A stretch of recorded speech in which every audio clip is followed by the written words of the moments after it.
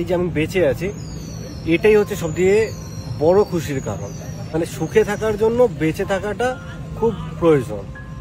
আজকের এই ভিডিওতে ক্লিয়ার করব রনের দিদি কেমন মিথ্যা কথা বলে আর সোশ্যাল মিডিয়াতে এই ঝামেলাটা প্রথমে কেটে এনেছে। ভালো সময় উপভোগ করার জন্য বেঁচে থাকাটাই জরুরি, এমনটাই বলছে রন। সোশ্যাল মিডিয়াতে সবার প্রথমে রনের দিদি ভিডিও আপলোড করেছিল।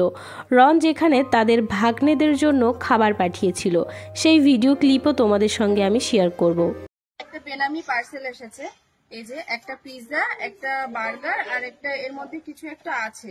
তো পার্সেলটা আমি অর্ডার করিনি, আমার বর রিসিভ করেছে। তো বিশ্বাসই করছিলাম না যে আমি অর্ডার করিনি। তো আমি মা কালী বলাতে দিয়ে মানে ক্লিয়ার হলো যে আমি অর্ডার করিনি। যাই হোক, দাদাকে আমি ফোন করেছি, পার্সেলটা আমি রাখতে পারবো না, দাদাকে আসতে বলেছি। তো খবর নিয়ে আমি জানতে পারলাম কে পাঠিয়েছে, নামটা জানতে পেরেছি। তো তার উদ্দেশ্যে একটাই কথা বলবো যে অন্তরের ভালোবাসাটা হচ্ছে সব থেকে বড় কথা। সেটাই যদি না থাকে, এসব খাবার দাবার পাঠিয়ে আধিক্যতা দেখানোর কোনো দরকার নেই। প্লিজ আমার ছেলেরা মানে নিয়ে যান, এটা আমরা রাখতে পারবো না। তো মানে আমার ভিডিওটা যদি তার চোখে পড়ে, তো তার উদ্দেশ্যে একটাই কথা যে আমরা আমার ছেলেদেরকে খাবার কিনে খাওয়াতে পারি।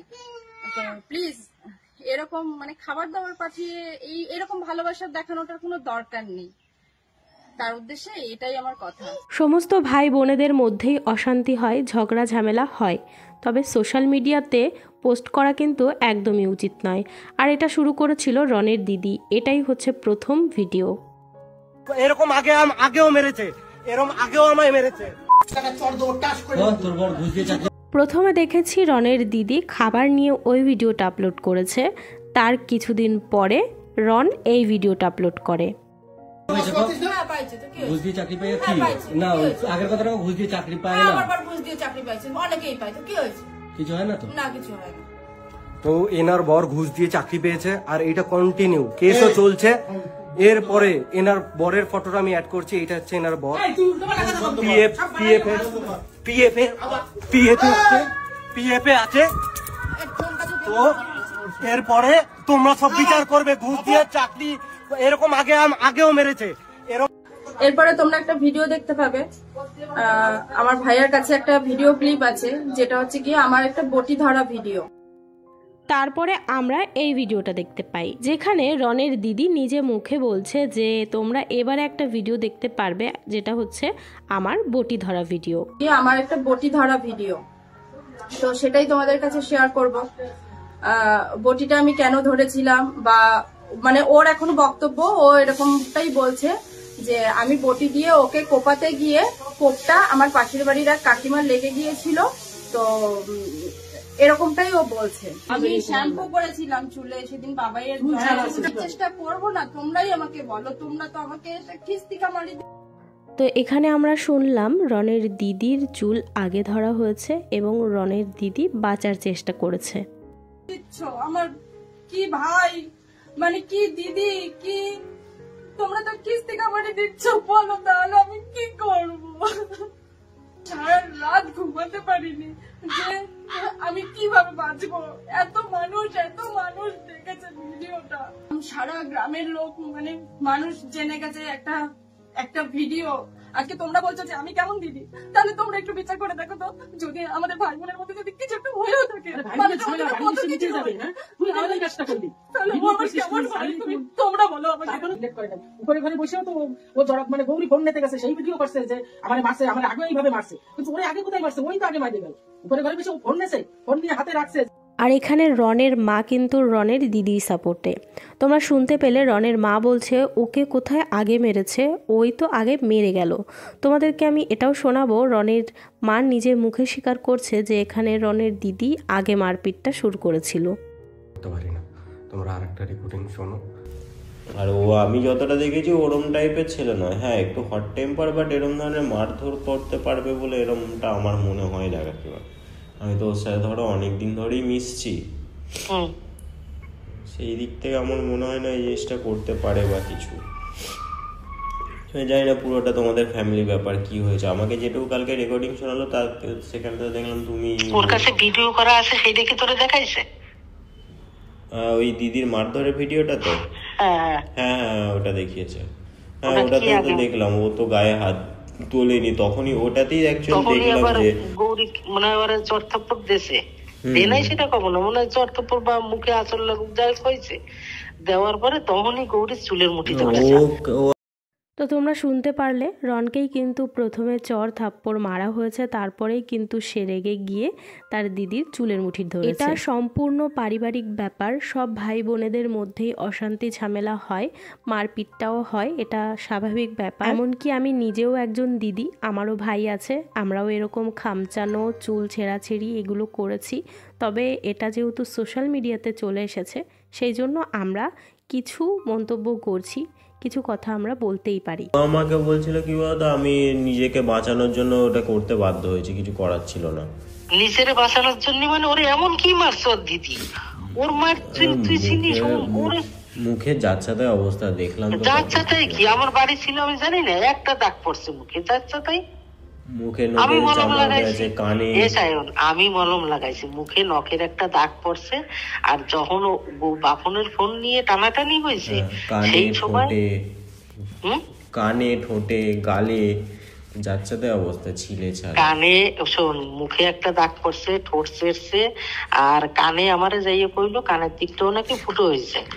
যাই হোক, এই জায়গায় যখন ওর ফোন নিয়ে টানাটানি হয়েছে, ওর দিদিরও কামড়াই ধরছে, সেটা কি কইছে? হ্যাঁ, ও আমাকে বললো যে আমাকে নিজেকে বাঁচানোর জন্য আমাকে কিছু সেলফ ডিফেন্স মানে আমাকে তো কিছু স্টেপ নিতেই হবে, সেই জন্য আমি ঠেলে সরিয়ে দিয়েছি বা বাঁচানোর চেষ্টা করেছি। এবার ভাই বোনের মধ্যে মারধর হয়, এটা স্বাভাবিক কথা, তার জন্য বটি নিয়ে মারতে আসবে, এটা তো ঠিক হয়নি না। বটি দিয়ে মারতে গেছে, তোর কাছে ভিডিও আছে? ওর পরে ভিডিও দেয় কালকে রাতের রেকর্ডিং এ তো শুনলাম যে বটিটা নাকি রনি নিয়ে এসে কুপিয়েছে। না না না, যদি রাগের বসে। তো চলো এবারে আমরা আগের দিনের কল রেকর্ডিং শুনবো। তোমরা নিজেরাই একবার এই কল রেকর্ডিংটা শোনো। না তুমি তো আমার জেল খাটাবা, যা দেখতাছি। তো জেল খাটা বলে তোর কি করবো? তোর দিদির সঙ্গে না না, বটিটা দিয়ে আমি কোপ দিয়ে বেরোয় যাইছি। হ্যাঁ তুই কোপাইছো। আমি কোপাইছি, বেরোয় যাইছি, মানে আমি তোর জেল খাটাবো। হ্যাঁ আমি জেল খাটাবো। তুই যদি নিজের ভাই বোন যদি কাজ করলে যদি তুই বিচার না করতে পারো, তুই একটা অন্য বউরে ওই কণিকা কি হবে আনে, আজ তুই বাড়ি আসিস 5 মাস পর। ও না, আমি বটিটা নিয়ে আমি দিদিরে কোপাইতে গেছিলাম। দিদিরে কোপাইতে, দিদি বটিটা আনছে, সেই বটি নিয়ে কি আনছে? বটিটা কি করতে আনছে? বটিটা কি করতে আনছে? ওর হাত দিয়ে বটিটা নিয়ে কোপাইছো। আমি আমার দিদির হাত দিয়ে বটি নিয়ে কোপাইছি। বাঁচার জন্য রেকর্ডিং করলে রাখতে আছিস, সেরকম ভাবে রেকর্ডিং কর। তুই কোপাইছো, যে কোপ খাইছে সেও কবে, যে কোপ খাইছে সেও কবে। ওই কনি কবে রন কোপাইয়ে গেছে, দিদিরে আর মারে কোপাইতে গেছিল, আমি ঠেকাইতে গেছি, সেই কোপ আমার মাথায় লাগছে। তো যার গায়ে লাগছে সেই কবে, তার কাছ দিয়ে সব প্রমাণ হবে। মানে আমি বলতে পারতাছি যে তোমার মাইয়া এত ভালো নাটক কি করে পারে। তার মা এরকম 2 মিনিট পরে নিজের ছেলেরে ফাঁসানোর জন্য কি বটি দিয়ে নাকি আমি থানায় যাবে। এই কথাটা শোনার পর তো যে কেউ বলবে যে বটিটা দিয়ে আমি কোপ দিয়ে ওখান দিয়ে পালিয়ে গেছি। হ্যাঁ, এরকম স্টেটমেন্ট আমার বাবা আর মাই দিচ্ছিল। যার কথাগুলো শুনতে পাচ্ছিলে সে হচ্ছে আমার বাবা আর মাই। তোমরা তো আগের দিনের কল রেকর্ডটা আমরা শুনে নিয়েছি, এবারে চলো আমরা যেখানে ছিলাম সেখানেই ফিরে যাই। ভুল করেই হয়ে যেত হয়তো, তাহলে কি করতে হবে? রন কি ধারে ছিল নাকি রনের গলাতে পড়বে? পড়লো আমার গলায় পড়তো। কোথায় ছিল? হ্যালো, রন কি এমন অন্যায় করেছে যে বটি নিয়ে বেচারাকে মার খেতে? নাই, রনের হয়তো গৌরী করলে না, সব অন্যায় গৌরী, ওই সব অন্যায় করছে। তো দিদি তো কুপিয়েছে, বাপন তো আর কুপাইতে যায়নি। আমি কি বলছি, আমি তো বললাম যে বাপন উপায় নাই, আমি তো সেটা করতে আছি। শোনো আমার কথা শোনো, এরকম ধরনের কথাবার্তা। ও তো এটাও বলছিল যে ভিডিওটা দিয়ে ভিডিও বানাচ্ছে, সেই ফোনটাও আমি কিনে দিয়েছি। হ্যাঁ, ও তো আমাকে সবই কিনে দিয়েছে, ও আমাকে ফোন কিনে দিয়েছে, ও আমাকে মানে ওই তো আমাকে চালায়। হ্যাঁ দিয়েছে তো কি। এবার এই কথাগুলো সবই তুমি আমাকে পার্সোনালি বলতে পারো, এবার সেগুলো তো সোশ্যাল মিডিয়া করা উচিত নয় না। হ্যাঁ সোশ্যাল মিডিয়ায় কথা বলেছি। ওই যেটা খাবারটা রন পাঠিয়েছিল ওটা নিয়ে তো পোস্ট করেছিল, ওটা রনের মনে একটা কষ্ট রয়েই গেছে। কষ্ট ওর মনেই শুধু আছে রে ভাই, কষ্ট আছে আমার ঠিকঠাক করার জন্যই তো আর আমিও মেয়ের ট্রেন টানি, আমার ওটা ছেলে। এইসব জিনিসে তোমার তো একটা জিনিস মাথায় রাখা উচিত ছিল, বটিটা তুমি কিভাবে ধরলে? শুনতে পেলে যে চর্তাপ্পটা দিদি আমায় প্রথম শুরু করে।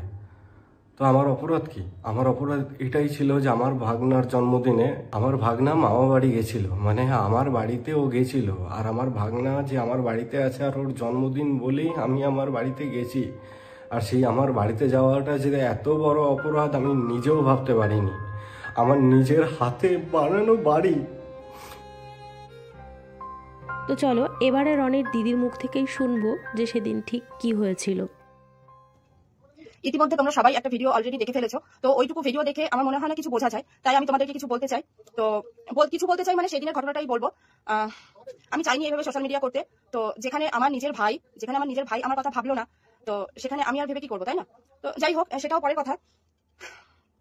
মেন ঘটনাটা একটু আমি তোমাদেরকে বলতে চাই, সবটাই A to Z। এবার মানে এখন তোমরা আমাদের ওই দিনের ঘটনাটা জানতে পারবে, তারপরে তোমাদের আমার মনে হয় আমি পারবো তোমাদের মনের সমস্ত কৌতূহল A to Z প্রথম থেকে শেষ পর্যন্ত, কোথা থেকে ঝামেলার সূত্রপাত, কোথা থেকে কি, আর এদের মধ্যে আমি কতটুকু ইনভলভ, তো সবটাই তোমরা জানতে পারবে। সেটা আমার কাছ থেকে না, এর মধ্যে আমি একটা মাধ্যম রাখবো, সেই মাধ্যম থেকে তোমরা জানতে পারবে। সেটা খবরের চ্যানেল হোক, যাই হোক, সেই মারফতে তোমরা A to Z সবটা জানতে পারবে। একতরফা কথা শুনে তো কিছু বোঝা যায় না, আমি আমার মতো করে বলবো, যার সম্পর্কে বলবো সে তার মতো করে বলবে, তো এইভাবে শুনে কখনো কোনোদিনও বোঝা যায় না। তাই আমি চাইছি যে একটা মারফত মিডিলে থাকুক, যে দুজনের কথাই মানে একটা ভিডিওতে দুই তরফের কথাবার্তাই থাকবে। তো এর মধ্যে আমি কতটা ইনভলভ বা কতটা আমি দায়ী বা কতটা কি, সেগুলো তোমরা বুঝতে পারবে। তো সেটা পরের ব্যাপার। এখন যেটা মেন বলার সেটা হচ্ছে আমি এই দিনের ঘটনাটা বলবো। ভিডিওটা তোমরা ভালো করে দেখলে বুঝতে পারবে যে একটা কথা ওখানে বলা হয়েছে, মানে ক্যামেরাটা তো সাথে সাথে অন করা হয়নি, তার আগে আমাকে ফোর্স করা হয়েছিল যে হ্যাঁ, মানে বিভিন্ন কথা নিয়ে আর কি, কথা কাটাকাটিতে তখন এরকমটাই বলা হয়েছিল যে হ্যাঁ তোর বর তো ঘুষ পেয়ে চাকরি পেয়েছে। তো তখন সেই সোর্সে আমি বলেছিলাম যে দেখ, চাকরি পেতে হলে পুলিশ ভেরিফিকেশন বল বা এটা বল বা সেটা বল, টাকা পয়সা সবারই কম বেশি দিতে হয়। তো এরকমটা বলা হয়েছিল। তো তারপরে মানে ওরকম ভাবে এমন একটা সিচুয়েশন তৈরি করা হয়েছিল। তো দেন তারপরে আমি ওই কথাটা বলেছিলাম। যাই হোক, ওই কথাটা তো পরে আসছে। তারপরে আমি কিন্তু উঠে আমি ওর কাছ থেকে ফোনটা নেওয়ার চেষ্টা করছিলাম। তোমরা যদি ওই মারা, যেটা মানে তোমরা দেখছো যে ওখানে আমি নাকি ওকে মারতে চেয়েছি, তো সেখানে তোমরা একটু ভালো করে ভিডিওটা মানে আরেকবার কি 2-4 বার যদি দেখতে পাও, তাহলে তোমরা। তো চলো এবারে ভিডিওটা আমরা একটু দেখে আসি, যেহেতু এখানে দিদি বলছে যে সে ফোনটা কেড়ে নিতে চেয়েছে, রনকে কিন্তু মারেনি। আগের কথাটা ঘুষ দিয়ে চাকরি পায় না, আমার ঘুষ দিয়ে চাকরি পাইছে, অনেকেই পায়, তো কি হয়েছে? কিছু হয় না তো? না, কিছু হয় না। তো এনার বর ঘুষ দিয়ে চাকরি পেয়েছে আর এটা কন্টিনিউ কেসও চলছে। এরপরে এনার বরের ফটোটা আমি অ্যাড করছি, এটা হচ্ছে এনার বর, পিএফ এর।